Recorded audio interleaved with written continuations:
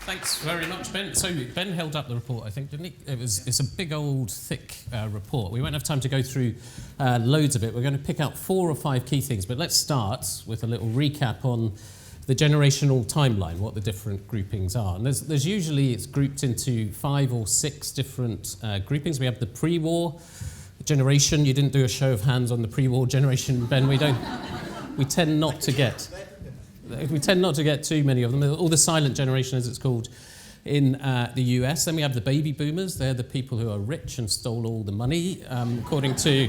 that includes Ben. That definitely the archetypal baby boomer.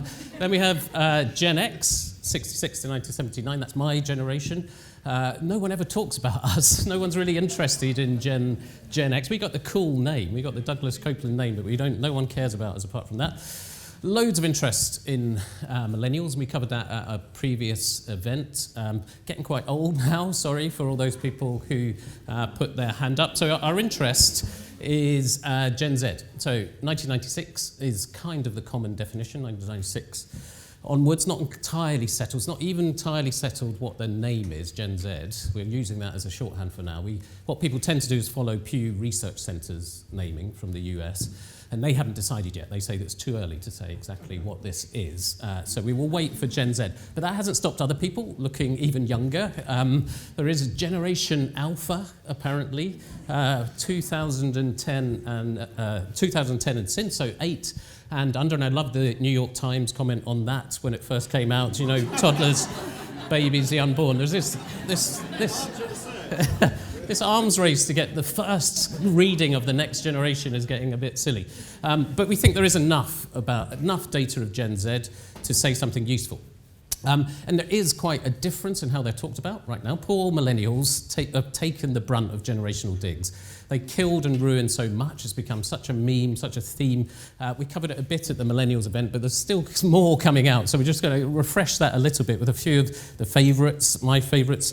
Millennials are killing America. I like the way it's part 1. This is part 1 of the several parts of how they are killing America. They're allegedly ruining hotels for every other generation. They're fine, but they're ruining it for everyone else. I like the allegedly in this so that they can hide behind that. We are apparently in the death throes of democracy, and it's being murdered by millennials, according to this one. But they almost killed the wine cork.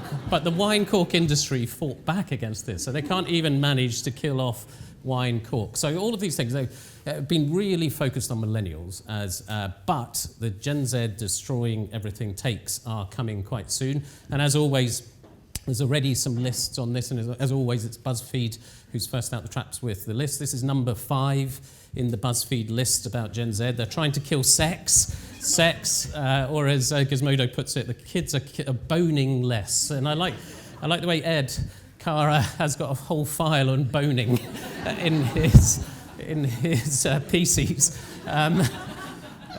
This didn't have this picture on when I gave the charts into graphics. They put this very sad-looking guy on top of the charts. He's not happy about boning being killed. But there is some truth in this, in those sorts of themes that people pick out. More mild than wild is one of the chapters that we picked out, that the authors picked out of the report. So 36% of millennial high schoolers in the US, were sexually active. And that's down to 30% of Gen Z. Currently, same age groups, but the current measure of that. Though the unprotected sex proportion within the sexually active is the same, so that hasn't actually changed much over time. The drug use is less, but it's less uniform in terms of its change. Marijuana use is down 12 percentage points in the US. It's a bit more up and down in UK and Europe, and other drugs are up and down as well, but generally the trend is mostly down. Criminal behaviour there's no doubt about in terms of detained young people is down 48% across Europe between 2008 and 15. That's across a load of different countries, that is. So in the UK, for example, 260,000 offences by millennials, aged 10 to 17 when they were that age, down to 73,000 for Gen Z. So millennials were the bad generation again. Gen Z, much less criminal behaviour. And then just 36-year-olds, 36% of 13 to 15-year-olds have tried alcohol, a proper alcoholic drink in 2016. That's down from 76% in 2000. And it's an amazing drop. This is from Health Survey for England. We had to triple check that figure just to make sure it's right, because it is such a big drop in alcohol And that's kind of reflected in this next slide, because we wanted to look at whether this was related to risk perceptions, so whether it's a change in the views of these as risky behaviour. So we've got this young person's omnibus that we do every year in schools, where we go and interview teenage school kids. And we ask them how risky a whole lot of behaviours, activities were, comparing back to, the good thing is it goes back to 2004, so you can actually do proper cohort generational type analysis on it. So 2004 compared to 2004 in red, 2018 in green, and what we found was not what we expected, because actually, if you look at most of these bars, the red bar is longer. So actually, people were more worried about taking cocaine in 2004 than they say they are in 2018. Taking dance drugs like ecstasy, smoking cannabis, smoking cigarettes. It's all more perception of risk in 2004 than it is in 2018. Sniffing glue, walking alone at night. And there's one big exception within it, which is the binge drinking aspect of it. So 70%, 7 in 10 of current generation of young people think binge drinking is very risky. And we didn't even ask this in 2004, because having an alcoholic drink didn't seem like a very risky behaviour, particularly among this audience looking around. But 3 in 10 young people actually think just drinking alcohol is very risky, not just risky. So a big shift in views of alcohol. That's theme 1. Theme 2 is about sexual attraction and gender and identity, and becoming a common theme. So you get these types of pieces. This is the Daily Dot. The future is fluid. Generation Z's approach to gender and sexuality is indeed revolutionary. And I think there is some truth in this, as we'll see in a second. Not complete truth, but there's some truth in this. This was Vice or Broadley's take on exactly the same research report. The new study does not say that teens these days are queer AF, but there is a element of truth in that. What's interesting from looking at the trends over time between cohorts is Gen Z are not very different on what you might classify as older equality causes, like gender equality or acceptance of homosexuality. They're actually very similar to previous generations, particularly millennials, but in the UK, even baby boomers. Gen X and baby boomers, not very different. In the US, there's a bit more of a gradation between the different generations, but they're not very different on that. But they are a bit different on their own views of sexual attraction. So this was a question that we asked for Newsbeat among teenagers, and it's whether you are only attracted to the opposite sex. It's a sexual attraction question, fairly standard one, going through the different gradations of sexual attraction. And it's only 66%, 2/3 of Gen Z say that they're only attracted to the opposite sex. That goes up to 71% for millennials, then up to Gen X, 85% for Gen X, and then 88% for baby boomers. So less sense of attraction only to the opposite sex. I mean, it's not a massive difference, and we have to bear in mind that this is an age-related thing in terms of identities are fixed later with people. So there is an increase in this, but it's not massive. But on gender identity, there are some real differences, and that's because of levels of exposure to people that don't identify as binary.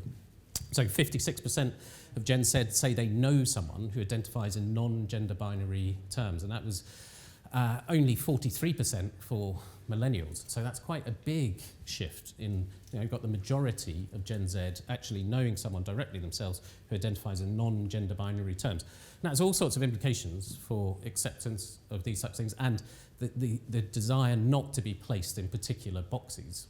So 39% of Gen Z say they always buy shoes geared to their own gender, only 4 in 10 compared to nearly 6 in 10 of millennials. Again, maybe a bit age-related in terms of more fluidity as you're younger, but there is something different there. And it's things that you've seen examples of people getting this disastrously wrong, maybe the most famous from Clark's last summer that you might remember. Clark sparks a sexism row with girls' shoe called Dolly Babe and boys' shoe called Leader. So they got it disastrously wrong in terms of stereotyping around gender. But there's lots of examples in the report of people that are getting it right and wrong in more subtle ways, and it's worth looking those out because it is an important trend within this. And it is a relatively new focus in terms of people, the sense of gender not being a set or binary classification for people. It's a relatively new focus. I just saw this today. I just added this to the slides today because outside my office we actually have this on our wall. which is telling all the staff, so this is a poster from directly outside my office, are you male or female? Big red cross against that, you can no longer ask that. This is the question that you should be asking. We've been doing it for a couple of years now, obviously, but this is still up to remind people that this is how we need to think about gender identity these days. I'm partly showing it to show what utter geeks we are. I think most people have posters for events or like sports days or something, and we've got something on inclusive measurement. Posters on inclusive measurement outside. I love our geekiness, it's cool. Third theme is obviously technology. And I do like the Global News. This is a Canadian outlet. Global News take on this is Generation Z glued to technology. And the answer from one of the respondents within the piece is it's not an addiction, it's an extension of themselves. And I think there is some element of truth in that about addiction versus actually an extension of themselves. Because when you look at the usage, which we do a lot in the report, the different types of usage, the usage levels are very high. 13 hours a day of media and communications absorption from young people in this Ofcom data, 13 hours a day, but 4 of those hours are actually multitasking, multi-screening. So they count that's their total media exposure, and 4 of those hours are actually doing more than one thing at a time. But when you look at how it breaks down between the different age groups, between those coloured categories, a couple of things stand out. The watching category looks like it's very age-related, with it being a much more of an older person's pastime. And there is some truth in that, but remember that the total exposure for the young people is so much higher in absolute hours that actually the total hours watching spent by young people is not that different from older groups, because they're still doing an awful lot of watching, not live TV so much, but other types of watching.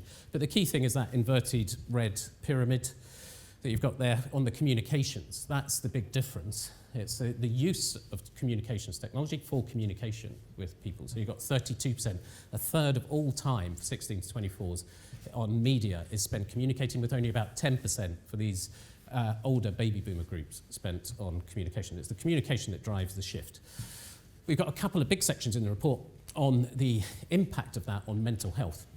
I won't go through all the evidence right here, because there is a lot of evidence, but it's fairly weak, mostly, of a clear causal impact on mental health. It's very difficult to do, if you can imagine, trying to measure the causal impact. So directions, cause and effect going in all sorts of different directions, and not much experimental work on this. The conclusion in the end is it's probably associated with some bad outcomes for kids in some circumstances, and the key thing is we need to do something to accentuate the positive and decrease the negative impacts of it. But what we're seeing is actually political statements or semi-political statements that are getting much stronger on the link. So this was Simon Stevens on the day of the anniversary. Simon Stevens last week actually said this, the chief exec of NHS England, it cannot be left to their National Health Service to pick up the pieces for an epidemic of mental health challenge for our young people induced by many other actors across the economy. We have to ask some pretty searching questions around the role of technology companies, social media. It was quite a strong statement on this. And what that means is the discussion is moving on to what do we do, really, about it.